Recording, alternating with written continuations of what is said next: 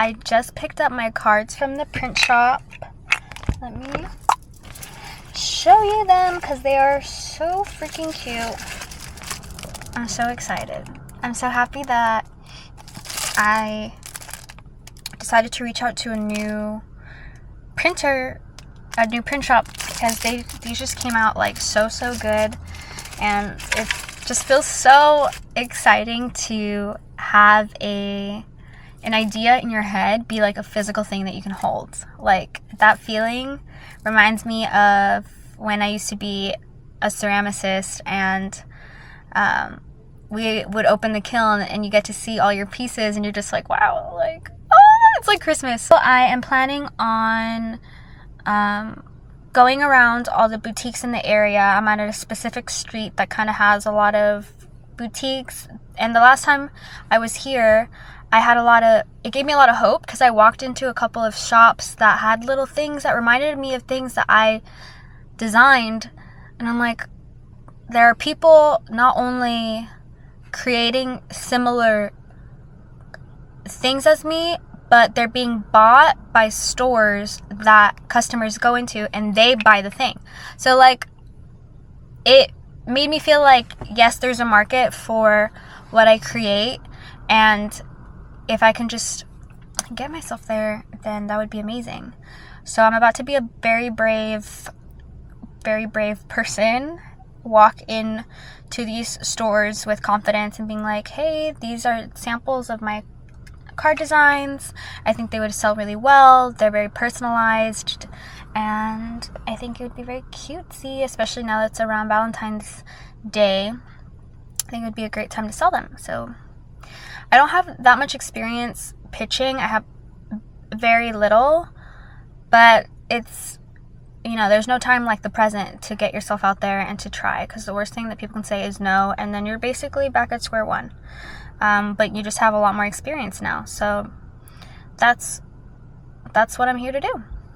But first, necesito un matcha, por favor. Oh, very excited.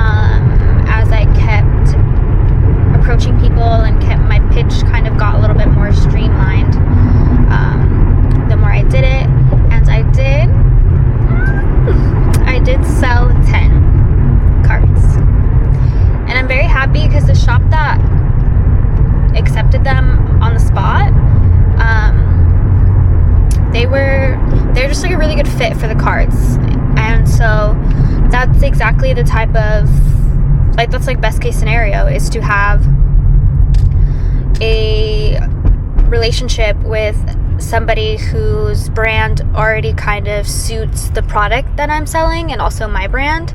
It's so cute. I do wish that I filmed more, but y'all, like I said, I was so nervous, and I'm also not the best at filming yet, because I'm still shy. I'm still camera shy.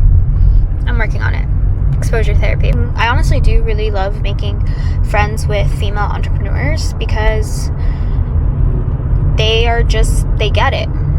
They get it. They're doing what I aspire to do. So I like asking them, like, what inspired them, and how they got their start, how they knew what to do, how they figured it out. So I'm excited about that. And now I'm gonna go to the gym, which is great because I have all this like weird jittery energy and I need to put it to use. The gym. It's freaking leg day. Let's go, brother. Let's go. What else? That's pretty much it. Success. Woo!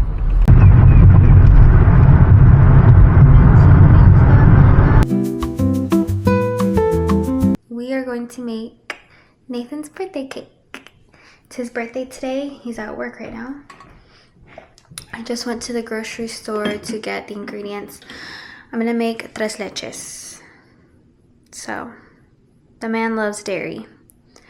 And no better cake than freaking 3 milk cake.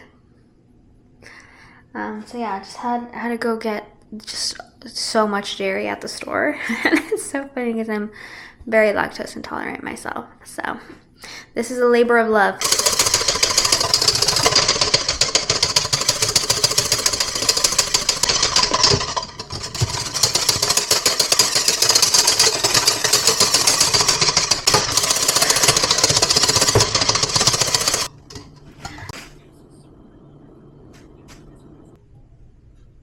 I don't know if that's the ribbon stage, but I just can't imagine it getting any better after this. So we're gonna take it.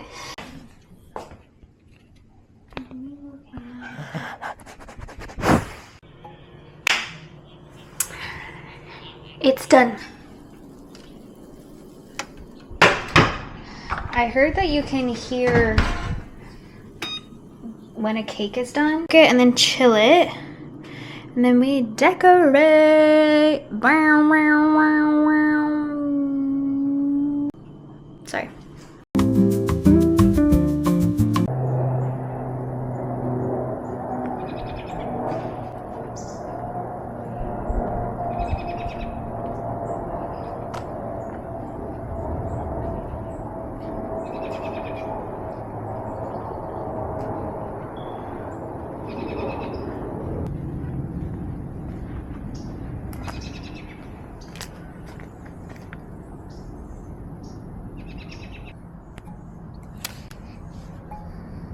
Hello. The lighting, you guys know I'm not a professional, but what I am is someone that takes advantage of the moment. And the moment is I want to be in the sun because I'm vitamin D deficient and the sun feels really good.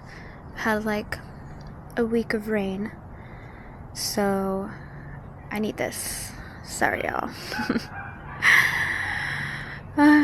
Okay. There's a hummingbird. Oh, I think it went away. Bummer. Maybe it'll come back so I can show y'all. Okay. So today I wanted to talk about huge important lesson that I've learned. And basically, the whole purpose of this video, of this channel, of me documenting what it's like to have my particular human experience,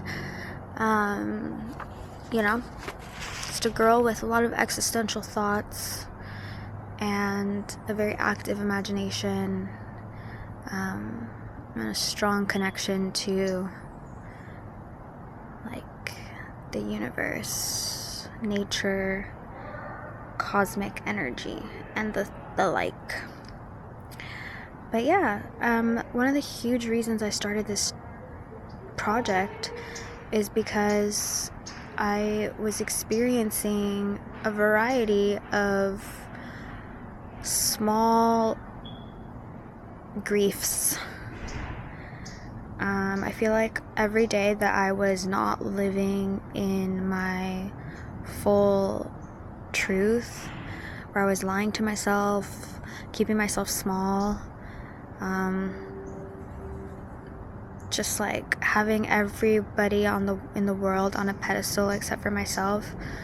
I just felt like I was like in my own personal in my prison of my own design. Like, I was doing what I thought I should be doing, and I wasn't necessarily unhappy, like barreling over crying every day, although I did have a lot of those days. I just was discontent, and after living so long in that way, I just was like, I don't know, you hit a bottom, and then you just decide that like being hopeful is the most powerful thing you can be. And that's how I felt. And I just was like, what do I actually want to do with this life? Like, I've been given a life, and that's a beautiful thing. I know that. So, ooh, girl, I live in an apartment complex, y'all. There's a lot of things going on. Ooh. Alright. What was I saying? Oh yes. What do I want to do with this life, this opportunity that I've been given? And I realized that I wasn't allowing myself to dream, that I would look at other people's lives and compare them to mine and only use that as evidence as to why like I sucked or I wasn't worthy of things that I wanted. And I did,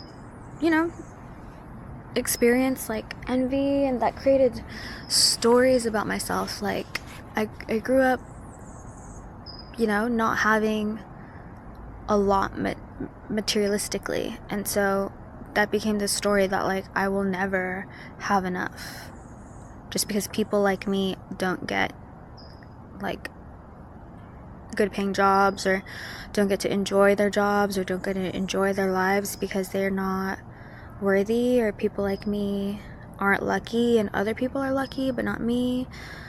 And just I just created a lot of stories in my head that just weren't true.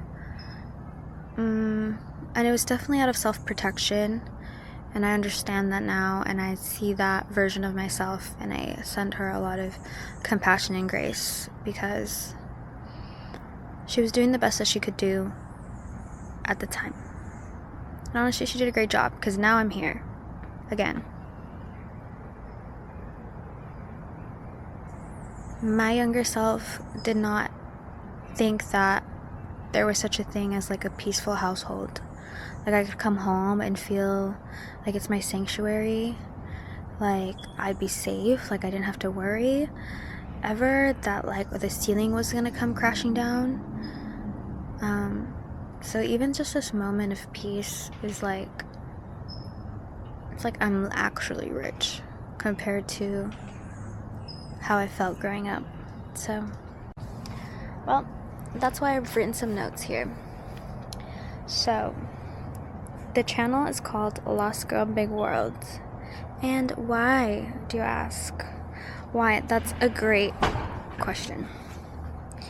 And that is because one thing I strategically learned in this last couple chapters of my life is this. This is who I am. Basically, if I were to bullet point it. Lost Girl Big World possesses a curious state of mind. It's a noun, and it describes a person that has a curious state of mind, a student of life. This big world is their teacher, and the second point actually really helps reinforce all of the definitions. The second definition is any person who sees being lost as a wonderful opportunity to explore. So, yes, this world that we live in is big, and sometimes we can feel lost in it, but it is truly a blessing because we are given a huge opportunity to explore. When you're lost, you find resources. When you're lost, you have hope. When you're lost, you look at the world around you and you try to find a way to make it work, or a way that things are working for you. You know? That's what I believe, at least.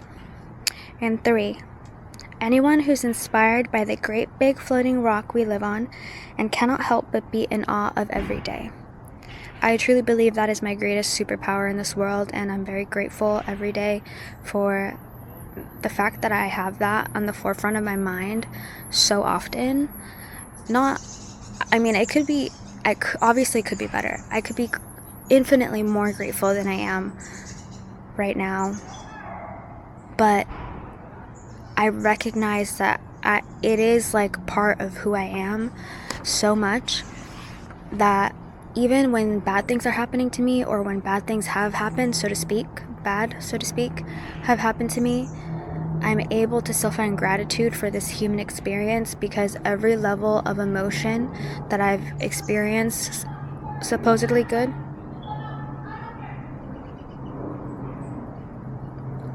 I hope everything is okay in that household, but every range of emotion I've experienced, whether supposedly good or supposedly bad, has opened my heart up, and that is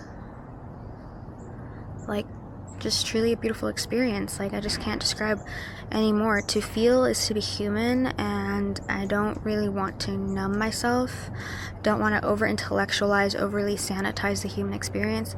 I really want to feel it all, and that also includes the good. And I think having a curious state of mind, being an observer and a listener of the world and of the universe, allows you to appreciate everything and also be able to accept the good, which is where I really, really want to be and have been. Because again, this is like, are you joking? You see that tree? You hear those birds? There's flowers growing on some trees. Some trees are tall and their leaves have fallen, but they made the most beautiful sound when the wind would blow through them and their leaves fell. There's hummingbirds. Like, are you joking? There's so much good. There's so much peace, love, abundance, hope, joy to be felt. And being able to accept that and like genuinely feel embodied while you experience those things. Because you can be in a beautiful park and still be having a horrible day in your head, you know, lost in your head, just like going through a negative cycle of thoughts. So you can be in a great situation, you can have a lot at your disposal and not be happy. And I'm not trying to be one of those people, because there are things I notice that there's things that I have now that I used to want and pray for really, really badly. And I'm not going to be the type of person that isn't able to recognize and then also like truly fully embrace that moment. Be trapped in your head and not present, and then you don't actually get to feel what that feeling feels like when you finally get the thing that you wanted. No. So, just to recap, Lost Girl, Big World. A curious state of mind. Any person who sees being lost as a wonderful opportunity to explore, and anyone who's inspired by the great big floating rock we live on and cannot help but be in awe of every day. Alright, that's it. Lost Girl, Big World. Lost Girl, Big World.